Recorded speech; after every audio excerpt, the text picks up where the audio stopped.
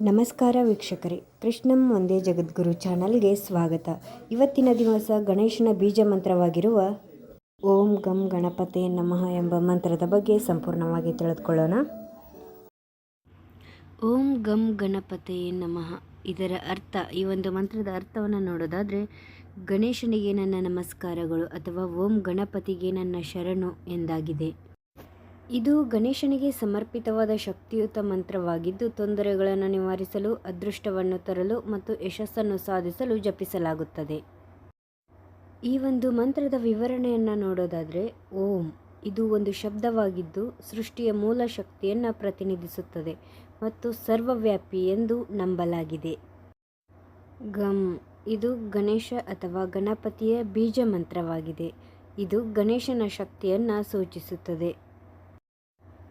ಗಣಪತಯೇ ಇದು ಗಣೇಶನ ಪರ್ಯಾಯ ಹೆಸರು. ಎ ಅಕ್ಷರವು ಗೆ ಅಥವಾ ಗೇಯ ಎಂಬ ಅರ್ಥವನ್ನು ನೀಡುತ್ತದೆ.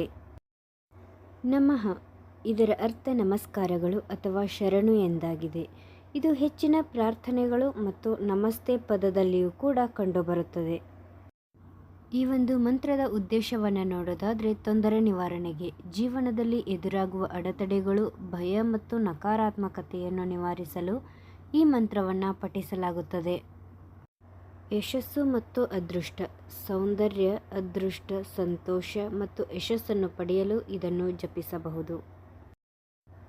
ಆಧ್ಯಾತ್ಮಿಕ ಶಕ್ತಿ, ಸ್ವಯಂ ಸಾಕ್ಷಾತ್ಕಾರ, ಅಂತಃಪ್ರಜ್ಞೆ ಮತ್ತು ಆಧ್ಯಾತ್ಮಿಕ ಬೆಳವಣಿಗೆಗಾಗಿ ಗಣೇಶನ ಶಕ್ತಿಯನ್ನು ಜಾಗೃತಗೊಳಿಸಲು ಇದು ಸಹಾಯ ಮಾಡುತ್ತದೆ. ಹಾಗೆ ಈ ಒಂದು ಮಂತ್ರವನ್ನು ಪಠಿಸುವ ವಿಧಾನವನ್ನು ನೋಡೋದಾದರೆ, ಈ ಮಂತ್ರವನ್ನು ಪೂರ್ಣ ಭಕ್ತಿಯಿಂದ ಅಭ್ಯಾಸ ಮಾಡಬೇಕು. ಇದು 108 ಬಾರಿ ಅಥವಾ ಪೂರ್ಣ ಮಾಲಾ ಜಪಿಸಲು ಸಲಹೆ ನೀಡಲಾಗುತ್ತದೆ. ಈ ಒಂದು ಮಂತ್ರವನ್ನು 40 ದಿನಗಳವರೆಗೆ ನಿಯಮಿತವಾಗಿ ಪಠನೆ ಮಾಡೋದ್ರಿಂದ ಉತ್ತಮ ಫಲಿತಾಂಶಗಳನ್ನು ನಾವು ಪಡೆಯಬಹುದು.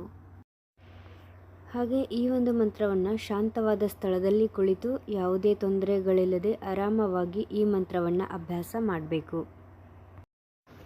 ಹಾಗೆ ಈ ಒಂದು ಓಂ ಗಂ ಗಣಪತೆ ನಮಃ ಎಂಬ ಮಂತ್ರವನ್ನು ನೀವು ಏನೇ ಕೆಲಸ ಆಗಬೇಕಿದ್ರೂ ಅಥವಾ ಏನೇ ಕಾರ್ಯಗಳಿದ್ರೂ ಕೂಡ ಅದನ್ನ ಮನಸ್ಸಿನಲ್ಲಿ ಸಂಕಲ್ಪ ಮಾಡಿಕೊಂಡು ಕಂಟಿನ್ಯೂ ಆಗಿ ಈ ಒಂದು ಮಂತ್ರನ ಜಪ ಮಾಡೋಕ್ಕೆ ಸ್ಟಾರ್ಟ್ ಮಾಡಿ.